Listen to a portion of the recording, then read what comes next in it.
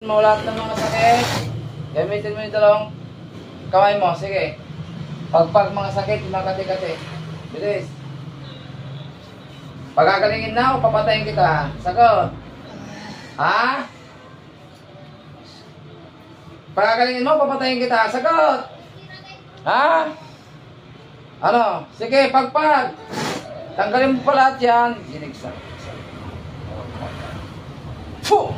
Ayan, may nahuli naman po tayo guys na mga kumukulam. Sige, pagpag lahat, tanggalin mo, meron pa lahat. Buong katawan, pagpagan mo. Kalas, baklas. Babae, lalaki, kumukulam. Sagot. Babae, lalaki. Ha? Lakas. Babae, bata, matanda. Matanda. Bakit mo kinukulam ito? Tayo mag-usap, maaari? Pwede tayo mag-usap? Wala. Ha? Pwede kang makausap?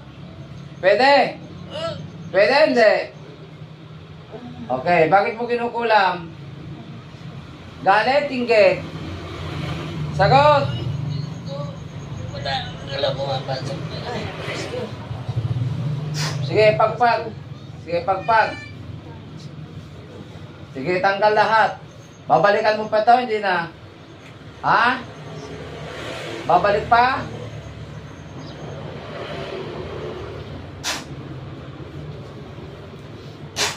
Ano? Sige, pagpag, bilis.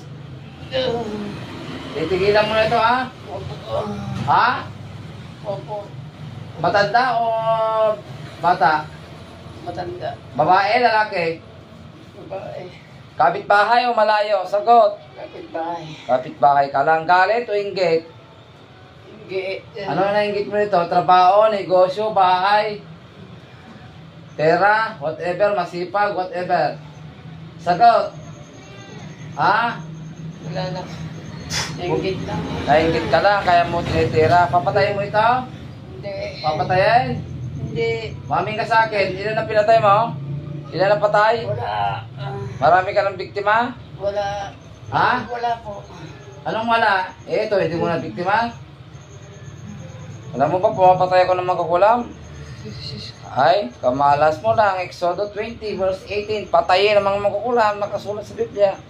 Ay, talagang papatayin kita ng magkukulam ka. Pag hindi mo talaga titigil to, mamamatay ka. Gagampalayan pa, kukulamin pa, hindi na. Hindi na. Ha? Hindi na. Promise? Ha? Opo. Sige. Humingi ng tawad sa Diyos sa mga makapalang sa lahat. Tawad. Humingi ng tawad. Tama.